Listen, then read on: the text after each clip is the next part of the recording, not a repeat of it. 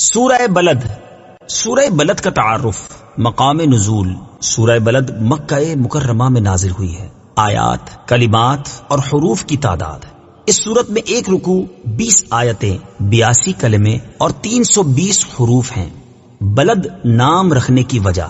بلد کا معنی ہے شہر، اور اس صورت کی پہلی آیت میں اللہ تعالیٰ نے اپنے حبیب صلی اللہ تعالی علیہ وآلہ وسلم کے شہر مکہ کی قسم ارشاد فرمائی ہے. اس مناسبت سے اسے سورہ بلد کہتے ہیں.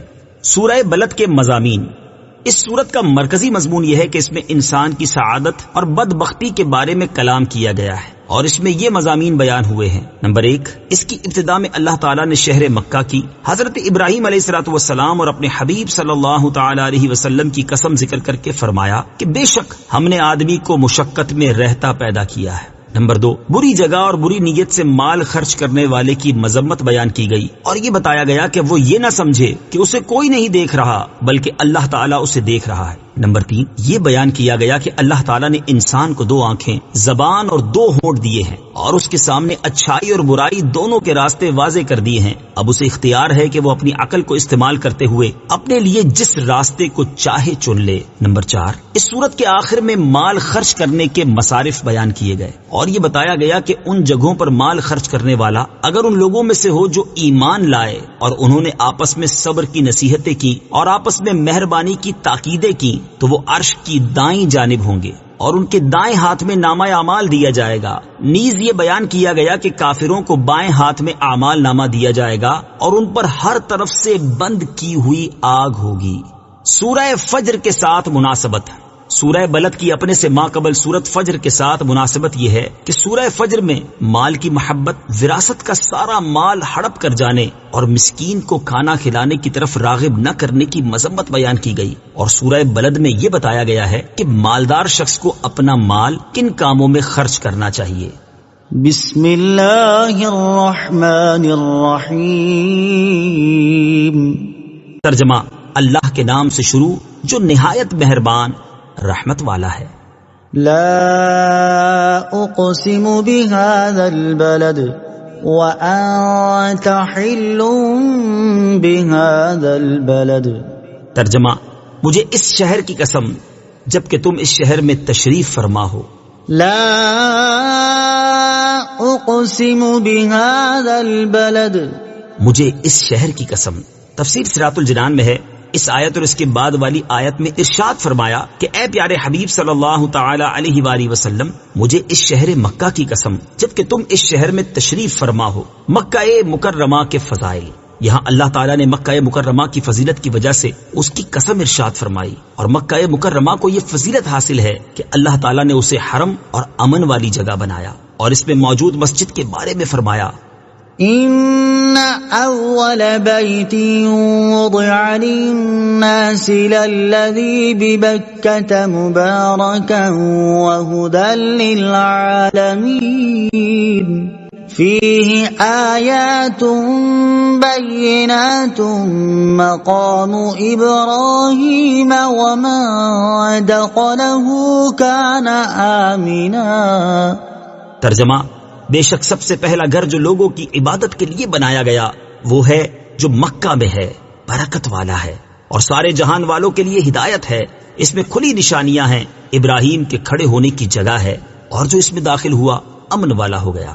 اس مسجد کو پوری دنیا کے مسلمانوں کے لیے قبلہ بناتے ہوئے ارشاد فرمایا: وَحَيْثُ مَا كُنتُمْ فَوَلُّوا وُجُوهَكُمْ شَطْرَهُ. ترجمہ: اور اے مسلمانوں، تم جہاں کہیں ہو اپنا منہ اسی کی طرف کر لو. اور اس میں موجود مقام ابراہیم کے بارے میں مسلمانوں کو حکم دیا: وَاتَّخِذُوا مِن مَّقَامِ إِبْرَاهِيمَ مُصَلًّى. ترجمہ: اور اے مسلمانوں، تم ابراہیم کے کھڑے ہونے کی جگہ کو نماز کا مقام بناؤ، اور لوگوں کو خانہ کعبہ کا حج کرنے کا حکم دیتے ہوئے فرمایا: وَلِلَّهِ عَلَى النَّاسِ حِجُّ الْبَيْتِ مَنِ اسْتَطَاعَ إِلَيْهِ سَبِيلًا. ترجمہ: اور اللہ کے لیے لوگوں پر اس گھر کا حج کرنا فرض ہے جو اس تک پہنچنے کی طاقت رکھتا ہے. اور خانہ کعبہ کے بارے میں ارشاد فرمایا: وَإِذْ جَعَلْنَا الْبَيْتَ مَثَابَةً لِلنَّاسِ وَأَمْنًا۔ ترجمہ: اور یاد کرو جب ہم نے اس گھر کو لوگوں کے لیے مرجع اور امان بنایا۔ اور سورہ بلد کی دوسری آیت میں گویا کہ ارشاد فرمایا کہ اے پیارے حبیب صلی اللہ تعالی علیہ وآلہ وسلم، مکہ مکرمہ کو یہ عظمت آپ کے وہاں تشریف فرما ہونے کی وجہ سے حاصل ہوئی ہے۔ حضرت علامہ شیخ عبدالحق محدث دہلوی رحمت اللہ تعالی علیہ فرماتے ہیں، علماء فرماتے ہیں کہ اللہ تعالیٰ نے اپنی کتاب میں نبی کریم صلی اللہ تعالی علیہ وآلہ وسلم کے علاوہ اور کسی نبی کی رسالت کی قسم یاد نہ فرمائی، اور سورہ مبارکہ لا اقسم بهذا البلد وانت حل بهذا البلد، اس میں رسول کریم صلی اللہ تعالی علیہ وسلم کی انتہائی تعظیم و تکریم کا بیان ہے، کیونکہ اللہ تعالیٰ نے قسم کو اس شہر سے جس کا نام بلد حرام اور بلد امین ہے مقید فرمایا ہے، اور جب سے حضور اکرم صلی اللہ تعالی علیہ وسلم نے اس مبارک شہر میں نزول اجلال فرمایا، تب سے اللہ تعالیٰ کے نزدیک وہ شہر معزز و مکرم ہو گیا، اور اسی مقام سے یہ مثال مشہور ہوئی کہ شرف المکان بالمکین، یعنی مکان کی بزرگی اس میں رہنے والے سے ہے۔ مزید فرماتے ہیں کہ اللہ تعالیٰ کا اپنی ذات و صفات کے علاوہ کسی اور چیز کی قسم یاد فرمانا اس چیز کا شرف اور فضیلت ظاہر کرنے کے لیے اور دیگر اشیاء کے مقابلے میں اس چیز کو ممتاز کرنے کے لیے ہے جو لوگوں کے درمیان موجود ہے، تاکہ لوگ جان سکیں کہ یہ چیز انتہائی عظمت و شرافت والی ہے۔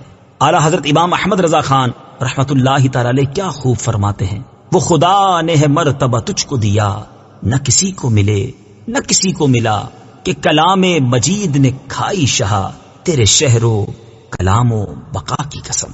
مدینہ منورہ کے فضائل۔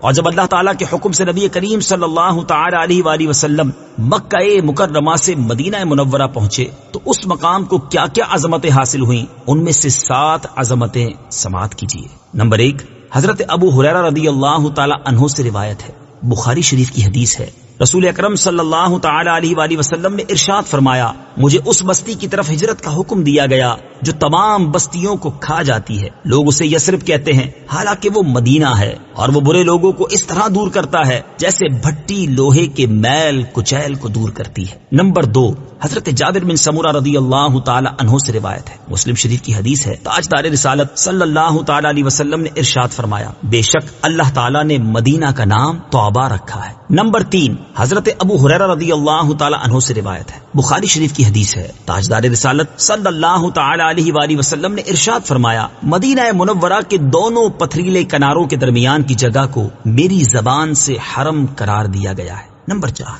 حضرت سہل بن حنیف رضی اللہ تعالیٰ عنہ فرماتے ہیں، سید المرسلین صلی اللہ تعالی علیہ وآلہ وسلم نے اپنے دست اقدس سے مدینہ منورہ کی طرف اشارہ کر کے فرمایا، بے شک یہ حرم ہے اور امن کا گہوارہ ہے۔ نمبر 5، حضرت انس بن مالک رضی اللہ تعالی عنہ سے روایت ہے، بخاری شریف کی حدیث ہے، رسول اللہ صلی اللہ تعالی علیہ وآلہ وسلم نے دعا فرمائی کہ اے اللہ، جتنی برکتیں مکہ میں نازل کی ہیں اس سے دگنی برکتیں مدینہ میں نازل فرما۔ نمبر 6، حضرت عبداللہ بن زید انصاری رضی اللہ تعالی عنہ سے روایت ہے، بخاری شریف کی حدیث ہے، حضور پر نور صلی اللہ تعالی علیہ وآلہ وسلم نے ارشاد فرمایا، میرے گھر اور میرے ممبر کے درمیان کی جگہ جنت کے باغوں میں سے ایک باغ ہے۔ نمبر 7، حضرت عبداللہ ابن عمر رضی اللہ تعالیٰ عنہما سے روایت ہے، ترمذی شریف کی حدیث ہے، حضور اقدس صلی اللہ تعالی علیہ وآلہ وسلم نے ارشاد فرمایا، جس شخص کو مدینہ منورہ میں موت آ سکے تو اسے یہاں ہی مرنا چاہیے، کیونکہ میں یہاں مرنے والوں کی خاص طور پر شفاعت کروں گا۔ اعلیٰ حضرت رحمت اللہ تعالی کیا خوب فرماتے ہیں، طیبہ میں مر کے ٹھنڈے چلے جاؤ آنکھیں بند، طیبہ میں مر کے ٹھنڈے چلے جاؤ آنکھیں بند، سیدھی سڑک یہ شہر شفاعت نگر کی ہے۔ ووالد وما ولد لقد خلقنا الانسان فی کبد۔ ترجمہ، اور باپ کی قسم اور اس کی اولاد کی، بے شک ہم نے آدمی کو مشقت میں رہتا پیدا کیا۔ ووالد وما ولد، اور باپ کی قسم اور اس کی اولاد کی۔ تفسیر صراط الجنان میں ہے، اس آیت کے بارے میں مفسرین کا ایک قول یہ ہے کہ یہاں باپ سے مراد حضرت ابراہیم علیہ الصلوۃ والسلام ہے، اور ان کی اولاد سے مراد حضرت اسماعیل علیہ الصلوۃ والسلام ہے، اور چونکہ نبی کریم صلی اللہ تعالی علیہ وآلہ وسلم بھی بالواسطہ حضرت ابراہیم کی اولاد میں سے ہیں، اس لیے اولاد کی قسم میں آپ صلی اللہ تعالی علیہ وآلہ وسلم بھی داخل ہیں۔ دوسرا قول یہ ہے کہ یہاں باپ سے مراد حضرت آدم علیہ الصلوۃ والسلام ہے اور اولاد سے آپ علیہ الصلوۃ والسلام کی ذریت مراد ہے. اور تیسرا قول یہ بھی ہے کہ یہاں والد سے سرکار دو عالم صلی اللہ تعالی علیہ وآلہ وسلم اور اولاد سے آپ صلی اللہ تعالی علیہ وآلہ وسلم کی امت مراد ہے. اس کی تائید حدیث پاک سے بھی ہوتی ہے، جیسا کہ سنن نسائی میں حضرت ابو ہریرہ رضی اللہ تعالی عنہ سے روایت ہے. حضور اقدس صلی اللہ تعالی علیہ وآلہ وسلم نے ارشاد فرمایا، میں تمہارے لیے باپ کی طرح ہوں، میں تمہیں تمہارے دینی معاملات سکھاتا ہوں. لقد خلقنا الانسان فی کبد، بے شک ہم نے آدمی کو مشقت میں رہتا پیدا کیا. تفسیر صراط الجنان میں ہے اللہ تعالیٰ نے شہر مکہ کی حضرت ابراہیم علیہ الصلوۃ والسلام اور اپنے حبیب صلی اللہ تعالی علیہ وآلہ وسلم کی قسم یاد کر کے ارشاد فرمایا کہ بے شک ہم نے آدمی کو مشقت میں رہتا پیدا کیا کہ وہ حمل کے دوران ایک تنگ و تاریک مکان میں رہے، ولادت کے وقت تکلیف اٹھائے، دودھ پینے، دودھ چھوڑنے، معاش کے حصول اور زندگی اور موت کی مشقتوں کو برداشت کرے. مصائب اور تکالیف میں بے شمار حکمتیں ہیں. یاد رہے کہ ان مصائب اور تکالیف میں اللہ تعالیٰ کی بے شمار حکمتیں ہیں. ہمارا نفس امارہ مست گھوڑا ہے، اگر اس کے منہ میں ان تکالیف کی لگام نہ ہو تو یہ ہمیں ہلاک کر دے گا، کیونکہ ان تکالیف کی لگام کے باوجود انسان کا حال یہ ہے کہ ظلم اور قتل و غارت گری انسان نے کی، چوری ڈکیتی کی وارداتوں کا مرتکب انسان ہوا، فحاشی اور عریانی کے سیلاب انسان نے بہائے، نبوت کا جھوٹا دعویٰ حتیٰ کہ خدائی تک کا دعویٰ انسان نے کیا. اور اگر ان تکالیف کی لگام ہٹا لی جائے تو انسان کا جو حال ہوگا وہ تصور سے بالا تر ہے. أَيَحْسَبُ أَن لَّن يَقْدِرَ عَلَيْهِ أَحَدٌ يَقُولُ أَهْلَكْتُ مَالًا لُبَدًا أَيَحْسَبُ أَن لَّمْ يَرَهُ أَحَدٌ. ترجمہ، کیا آدمی یہ سمجھتا ہے کہ ہرگز اس پر کوئی قدرت نہیں پائے گا؟ کہتا ہے کہ میں نے ڈھیروں مال ختم کر دیا. کیا آدمی یہ سمجھتا ہے کہ اسے کسی نے نہ دیکھا؟ أَيَحْسَبُ أَن لَّن يَقْدِرَ عَلَيْهِ أَحَدٌ. کیا آدمی یہ سمجھتا ہے کہ ہرگز اس پر کوئی قدرت نہیں پائے گا؟ تفسیر صراط الجنان میں ہے ایک قول یہ ہے کہ یہ آیت ابو الاشد اسید بن کلدہ کے بارے میں نازل ہوئی. یہ انتہائی مضبوط اور طاقتور شخص تھا اور اس کی طاقت کا یہ عالم تھا کہ چمڑا پاؤں کے نیچے دبا لیتا اور اعلان کرتا کہ کون اس چمڑے کو میرے پاؤں کے نیچے سے نکالے گا. چنانچہ 10 آدمی اس چمڑے کو کھینچتے رہتے یہاں تک کہ وہ چمڑا تو پھٹ کر ٹکڑے ٹکڑے ہو جاتا، لیکن جتنا اس کے پاؤں کے نیچے ہوتا وہ ہرگز نہ نکل سکتا تھا. اور ایک قول یہ ہے کہ یہ آیت ولید بن مغیرہ کے بارے میں نازل ہوئی اور آیت کے معنی یہ ہے کہ یہ کافر اپنی قوت پر غرور کرتا اور مسلمانوں کو کمزور سمجھتا ہے. یہ کس گمان میں پڑا ہوا ہے اور یہ اللہ تعالیٰ کی قدرت کو نہیں جانتا جو کہ قادر برحق ہے. يقول أهلكت مالا لبدا، کہتا ہے کہ میں نے ڈھیروں مال ختم کر دیا. تفسیر صراط الجنان میں ہے یہاں سے اس کافر کا قول ذکر کیا گیا. چنانچہ اس آیت اور اس کے بعد والی آیت کا خلاصہ یہ ہے کہ وہ کافر کہتا ہے کہ میں نے نبی کریم صلی اللہ تعالی علیہ وآلہ وسلم کی عداوت اور دشمنی میں لوگوں کو دے دے کر ڈھیروں مال ختم کر دیا تاکہ وہ لوگ حضور اقدس صلی اللہ تعالی علیہ وآلہ وسلم کو تکلیف پہنچائیں. کیا اس کافر کا یہ گمان ہے کہ اسے اللہ تعالیٰ نے نہیں دیکھا اور اللہ تعالیٰ اس سے سوال نہیں کرے گا کہ اس نے یہ مال کہاں سے حاصل کیا اور کس کام پر خرچ کیا؟ ایسا ہرگز نہیں. اللہ تعالیٰ اس کی خبیث نیت اور باطنی فساد سے باخبر ہے اور وہ اسے اس کی سزا دے گا. بری نیت سے اور بری جگہ پر مال خرچ کرنے کا انجام. اس سے معلوم ہوا کہ بری نیت سے اور بری جگہ پر مال خرچ کرنے کا انجام بہت سخت ہے. اس سے وہ لوگ عبرت حاصل کریں جو رشوت کے ذریعے دنیا کا عہدہ اور منصب حاصل کرنے کے لیے اور شادی کی ناجائز رسموں کو پورا کرنے کے لیے بے تحاشا مال خرچ کرتے ہیں. اسی طرح وہ لوگ بھی درس حاصل کریں کہ جو ظاہری طور پر تو نیک کاموں میں اپنا مال خرچ کر رہے ہیں لیکن ان کی نیت یہ ہے کہ اس عمل سے لوگ ان کی واہ واہ کریں اور لوگوں میں ان کی نیک نامی مشہور ہو. ایسے لوگوں کے لیے 2 احادیث میں بڑی عبرت ہے. چنانچہ نمبر 1 حضرت عبداللہ ابن مسعود رضی اللہ تعالی عنہ سے روایت ہے حضور اقدس صلی اللہ تعالی علیہ وآلہ وسلم نے ارشاد فرمایا قیامت کے دن انسان اپنے رب کی بارگاہ سے اس وقت تک قدم نہ ہٹا سکے گا جب تک اس سے ان 5 چیزوں کے بارے میں سوال نہ کر لیا جائے. نمبر 1 اس کی زندگی کے بارے میں کہ اسے کن کاموں میں گزارا. نمبر 2 اس کی جوانی کے بارے میں کہ اسے کن کاموں میں صرف کیا. نمبر 3 اور 4 اس کے مال کے بارے میں کہ کہاں سے مال کمایا اور کہاں پر خرچ کیا. نمبر 5 اس کے علم کے بارے میں کہ اس نے اپنے علم پر کہاں تک عمل کیا. نمبر 2، حضرت شداد بن اوس رضی اللہ تعالی عنہ سے روایت ہے، حضور پرنور صلی اللہ تعالی علیہ وآلہ وسلم نے ارشاد فرمایا، جس نے دکھاوے کے لیے روزہ رکھا تو اس نے شرک کیا، جس نے دکھاوے کے لیے نماز پڑھی تو اس نے شرک کیا، اور جس نے ریاکاری کرتے ہوئے صدقہ کیا تو اس نے شرک کیا۔ اللہ تعالیٰ ایسے لوگوں کے حال پر رحم فرمائے اور انہیں اپنی بگڑی عادتیں اور خراب حالات درست کرنے کی توفیق عطا فرمائے، آمین۔ أَلَمْ نَجْعَلْ لَهُ عَيْنَيْنِ وَلِسَانًا وَشَفَتَيْنِ وَهَدَيْنَاهُ النَّجْدَيْنِ۔ ترجمہ، کیا ہم نے اس کی 2 آنکھیں نہ بنائیں اور زبان اور 2 ہونٹ، اور ہم نے اسے 2 راستے دکھائے۔ أَلَمْ نَجْعَلْ لَهُ عَيْنَيْنِ، کیا ہم نے اس کی 2 آنکھیں نہ بنائیں؟ تفسیر صراط الجنان میں ہے، یہاں سے اللہ تعالیٰ نے اپنی چند نعمتوں کا ذکر فرمایا ہے تاکہ اس کافر کو عبرت حاصل کرنے کا موقع ملے۔ چنانچہ اس آیت اور اس کے بعد والی 2 آیات کا خلاصہ یہ ہے کہ کیا ہم نے اس کافر کی 2 آنکھیں نہ بنائیں جن سے وہ دیکھتا ہے، اور کیا ہم نے اسے زبان نہ دی جس سے وہ بولتا ہے اور اپنے دل کی بات بیان میں لاتا ہے، اور کیا ہم نے اسے 2 ہونٹ نہ دیے جن سے وہ اپنے منہ کو بند کرتا ہے اور بات کرنے، کھانے پینے اور پھونکنے میں ان سے کام لیتا ہے، اور کیا ہم نے اسے ماں کے دودھ سے بھرے پستانوں کی راہ نہ بتائی کہ پیدا ہونے کے بعد وہ ان سے دودھ پیتا اور غذا حاصل کرتا رہا۔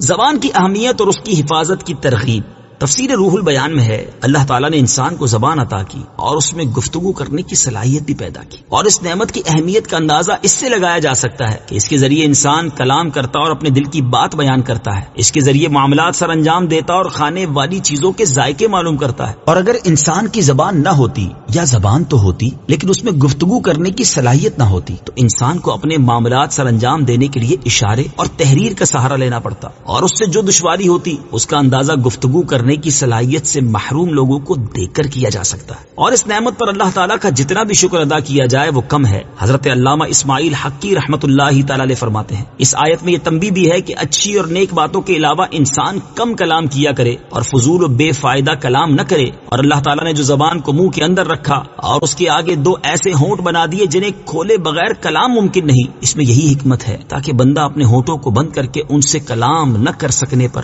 مدد حاصل کرے۔ اور بکثرت احادیث میں زبان کی حفاظت کرنے کی ترغیب اور خاموش رہنے کی فضیلت بیان کی گئی ہے، یہاں ان میں سے 5 احادیث سماعت فرمائیے۔ چنانچہ نمبر 1، حضرت عقبہ بن عامر رضی اللہ تعالیٰ عنہ فرماتے ہیں، ترمذی شریف کی حدیث ہے کہ میں نے رسول اللہ صلی اللہ تعالی علیہ وآلہ وسلم کی بارگاہ میں حاضر ہو کر عرض کی، نجات کا ذریعہ کیا ہے؟ ارشاد فرمایا، اپنی زبان کو قابو میں رکھو اور تمہیں تمہارا گھر کافی رہے، اور اپنی خطاؤں پر روو۔ نمبر 2، حضرت ابو سعید خدری رضی اللہ تعالی عنہ سے روایت ہے، ترمذی شریف کی حدیث ہے، نبی اکرم صلی اللہ تعالی علیہ وآلہ وسلم نے ارشاد فرمایا، جب انسان صبح کرتا ہے تو سارے اعضاء زبان کی خوشامد کرتے ہیں اور اس سے کہتے ہیں، ہمارے بارے میں اللہ تعالیٰ سے ڈر کہ ہم تیرے ساتھ ہیں، تو سیدھی رہے گی تو ہم سیدھے رہیں گے، اور اگر تو ٹیڑھی ہوگی تو ہم ٹیڑھے ہوں گے۔ نمبر 3، حضرت سفیان بن عبداللہ ثقفی رضی اللہ تعالی عنہ فرماتے ہیں، ترمذی شریف کی حدیث ہے، میں نے عرض کی، یا رسول اللہ صلی اللہ تعالی علیہ وآلہ وسلم، جن چیزوں کا آپ مجھ پر خوف کرتے ہیں ان میں زیادہ خطرناک کیا چیز ہے؟ تو آپ صلی اللہ تعالی علیہ وسلم نے اپنی زبان پکڑی اور فرمایا،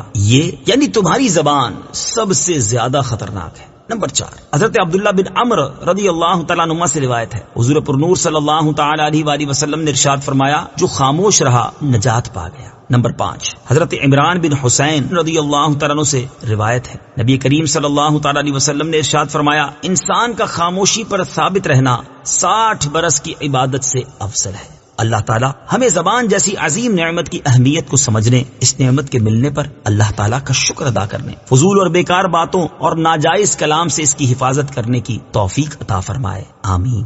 وَهَدَيْنَاهُ النَّجْدَيْنِ، اور ہم نے اسے 2 راستے دکھائے۔ تفسیر صراط الجنان میں ہے، یہاں آیت میں نجدین کے بارے میں مفسرین کا ایک قول یہ ہے کہ اس سے ماں کی دونوں چھاتیاں مراد ہیں، اور ایک قول یہ ہے کہ اس سے اچھائی اور برائی کے 2 راستے مراد ہیں جو جنت یا جہنم تک پہنچاتے ہیں۔ فَلَقْتَحَمَ الْعَقَبَةَ وَمَا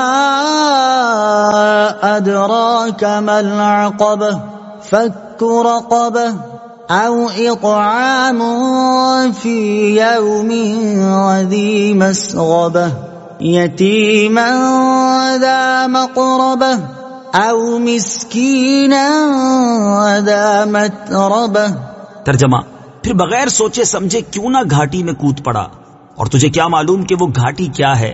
کسی بندے کی گردن چھڑانا، یا بھوک کے دن میں کھانا دینا، رشتہ دار یتیم کو یا خاک نشین مسکین کو۔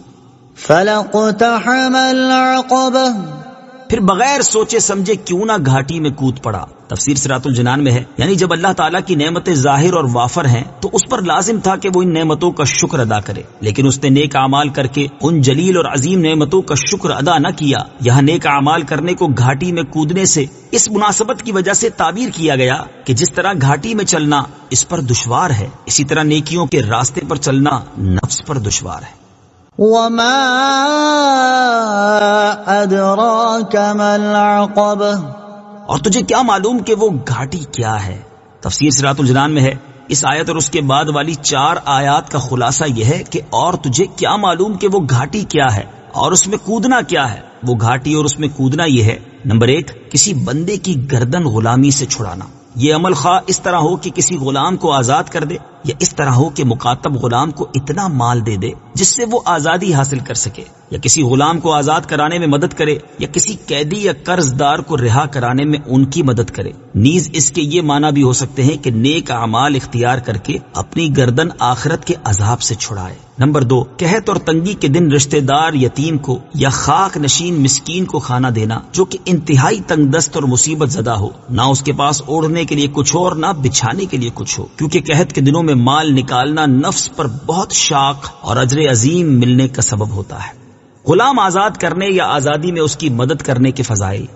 غلام آزاد کرنے یا آزادی میں اس کی مدد کرنے کی بہت فضیلت ہے۔ بخاری شریف کی حدیث ہے، چنانچہ حضرت ابو ہریرہ رضی اللہ تعالی عنہ سے روایت ہے، حضور اقدس صلی اللہ تعالی علیہ وآلہ وسلم نے ارشاد فرمایا، جس نے کسی مسلمان غلام کو آزاد کر دیا تو اللہ تعالیٰ اس غلام کے ہر عضو کے بدلے غلام آزاد کرنے والے کا عضو جہنم سے آزاد کر دے گا۔ اور حضرت معاذ رضی اللہ تعالیٰ عنہ سے روایت ہے، حضور پر نور صلی اللہ تعالی علیہ وآلہ وسلم نے ارشاد فرمایا، اے معاذ، کوئی چیز اللہ تعالیٰ نے غلام آزاد کرنے سے زیادہ پسندیدہ روئے زمین پر پیدا نہیں کی۔ حضرت سمورہ بن جندب رضی اللہ تعالیٰ عنہ سے روایت ہے، حضور اکرم صلی اللہ تعالی علیہ وآلہ وسلم نے ارشاد فرمایا، افضل صدقہ یہ ہے کہ گردن چھڑانے میں سفارش کی جائے۔ بھوکے مسلمان کو کھانا کھلانے کے فضائل۔ بھوکے مسلمان کو کھانا کھلانے کی بہت فضیلت ہے، چنانچہ حضرت ابو سعید خدری رضی اللہ تعالیٰ عنہ سے روایت ہے کہ رسول اللہ صلی اللہ تعالی علیہ وآلہ وسلم نے ارشاد فرمایا، جو مسلمان کسی بھوکے مسلمان کو کھانا کھلائے اللہ تعالیٰ اسے جنت کے پھل کھلائے گا، اور جو مسلمان کسی پیاسے مسلمان کو پانی پلائے گا اللہ تعالیٰ اسے رحیق مختوم یعنی جنت کی سر بند شراب پلائے گا۔ اور حضرت جابر رضی اللہ تعالیٰ عنہ سے روایت ہے، نبی کریم صلی اللہ تعالی علیہ وسلم نے ارشاد فرمایا، مغفرت لازم کر دینے والی چیزوں میں سے بھوکے مسلمان کو کھانا کھلانا ہے۔ یتیم کی کفالت اور اس کے ساتھ احسان کرنے کے فضائل۔ یتیم کی کفالت کرنے اور اس کے ساتھ احسان کرنے اور اسے کھانا کھلانے کی بہت فضیلت ہے، چنانچہ بخاری شریف کی حدیث میں ہے، حضرت سہل بن سعد رضی اللہ تعالی عنہ سے مروی ہے، رسول اللہ صلی اللہ تعالی علیہ وآلہ وسلم نے ارشاد فرمایا، جو شخص یتیم کی کفالت کرے وہ یتیم اسی گھر کا ہو یا غیر کا، میں اور وہ دونوں جنت میں اس طرح ہوں گے۔ حضور اقدس صلی اللہ تعالی علیہ وآلہ وسلم نے کلمہ کی انگلی اور بیچ کی انگلی سے اشارہ کیا اور دونوں انگلیوں کے درمیان تھوڑا سا فاصلہ کیا۔ اور حضرت ابو ہریرہ رضی اللہ تعالیٰ عنہ سے روایت ہے، ابن ماجہ کی حدیث ہے، رسول کریم صلی اللہ تعالی علیہ وسلم نے ارشاد فرمایا، مسلمانوں میں سب سے بہتر گھر وہ ہے جس میں کوئی یتیم ہو اور اس کے ساتھ احسان کیا جاتا ہو، اور مسلمانوں میں سب سے برا وہ گھر ہے جس میں یتیم ہو اور اس کے ساتھ برا سلوک کیا جاتا ہو۔ اور حضرت عبداللہ ابن عباس رضی اللہ تعالیٰ عنہما سے روایت ہے، مشکات شریف کی حدیث ہے، حضور پر نور صلی اللہ تعالی علیہ وسلم نے ارشاد فرمایا، جو شخص یتیم کو اپنے کھانے پینے میں شریک کرے اللہ تعالیٰ اس کے لیے ضرور جنت واجب کر دے گا، مگر جبکہ ایسا گناہ کیا ہو جس کی مغفرت نہ ہو۔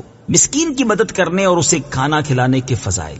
مسکین کی مدد کرنے اور اس کو کھانا کھلانے کی بہت فضیلت ہے، چنانچہ حضرت ابو ہریرہ رضی اللہ تعالی عنہ سے روایت ہے، تاجدار رسالت صلی اللہ تعالی علیہ وآلہ وسلم نے ارشاد فرمایا، یتیموں اور مسکینوں کی مدد کرنے والا جہاد میں سعی کرنے والے اور بے تھکے مسلسل شب بیداری کرنے والے اور ہمیشہ روزہ رکھنے والے کی مثل ہے۔ اور حضرت ابو ہریرہ رضی اللہ تعالی عنہ سے روایت ہے، حضور اقدس صلی اللہ تعالی علیہ وآلہ وسلم نے ارشاد فرمایا، ایک لقمہ روٹی اور ایک مٹھی خرما اور اس کی مثل کوئی اور چیز جس سے مسکین کو نفع مرتفع پہنچے ان کی وجہ سے اللہ تعالیٰ 3 شخصوں کو جنت میں داخل فرماتا ہے۔ نمبر 1 صاحب خانہ کو جس نے حکم دیا، نمبر 2 بیوی کو جو کہ اسے تیار کرتی ہے، نمبر 3 خادم کو جو کہ مسکین کو دے کر آتا ہے۔ پھر حضور اقدس صلی اللہ تعالیٰ علیہ وسلم نے فرمایا حمد ہے اللہ عز و جل کے لیے جس نے ہمارے خادموں کو بھی نہ چھوڑا۔ ثم كان من الذين آمنوا وتواصوا بالصبر وتواصوا بالمرحمة أولئك أصحاب الميمنة۔ ترجمہ، پھر یہ ان میں سے ہو جو ایمان لائے اور انہوں نے آپس میں صبر کی نصیحتیں کی اور آپس میں مہربانی کی تاکیدیں کی، یہ دائیں طرف والے ہیں۔ ثم كان من الذين آمنوا، پھر یہ ان میں سے ہو جو ایمان لائے۔ تفسیر صراط الجنان میں ہے یعنی یہ تمام عمل اس وقت مقبول ہیں اور اسی صورت یہ اعمال کرنے والے کے بارے میں کہا جائے گا کہ وہ گھاٹی میں کودا، کہ جب یہ اعمال کرنے والا ان لوگوں میں سے ہو جو ایمان لائے اور انہوں نے آپس میں گناہوں سے باز رہنے اور عبادات بجا لانے اور ان مشقتوں کو برداشت کرنے پر صبر کی نصیحتیں کی جن میں مومن مبتلا ہوں، اور انہوں نے آپس میں مہربانی کی تاکیدیں کی کہ مومنین ایک دوسرے کے ساتھ شفقت و محبت کا برتاؤ کریں، اور اگر وہ ایماندار نہیں تو اس کے لیے کچھ نہیں بلکہ اس کے سب عمل بیکار ہیں۔ ایمان کے بغیر نیک جگہ پر مال خرچ کرنے کا ثواب نہیں ملے گا۔ اس سے معلوم ہوا کہ ایمان کے بغیر اچھی جگہوں پر مال خرچ کرنے کا ثواب نہیں ملے گا، بلکہ ایمان قبول کرنے کے بعد جو مال راہ خدا میں خرچ کیا جائے گا اسی کا ثواب ملے گا۔ اسی چیز کو بیان کرتے ہوئے ایک اور مقام پر اللہ تعالیٰ ارشاد فرماتا ہے وما منعهم أن تقبل منهم نفقاتهم إلا أنهم كفروا بالله وبرسوله۔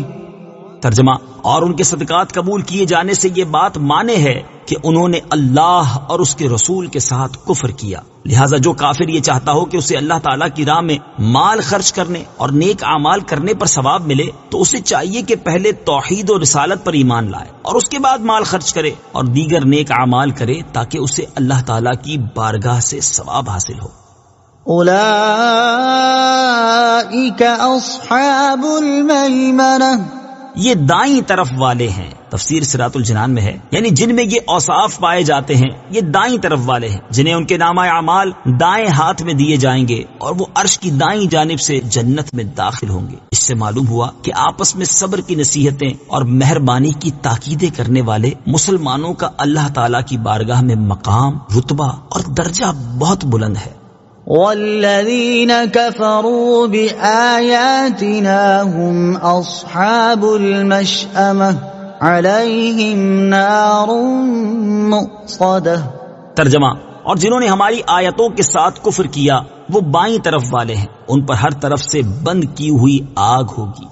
والذین کفروا بآیاتنا، اور جنہوں نے ہماری آیتوں کے ساتھ کفر کیا۔ تفسیر صراط الجنان میں ہے اس آیت اور اس کے بعد والی آیت کا خلاصہ یہ ہے کہ جنہوں نے ہماری آیتوں کے ساتھ کفر کیا وہ بائیں طرف والے ہیں کہ انہیں ان کے نامہ اعمال بائیں ہاتھ میں دیے جائیں گے اور وہ عرش کے بائیں جانب سے جہنم میں داخل کیے جائیں گے اور ان پر ہر طرف سے بند کی ہوئی آگ ہوگی کہ نہ اس میں باہر سے ہوا آ سکے گی اور نہ اندر سے دھواں باہر جا سکے گا۔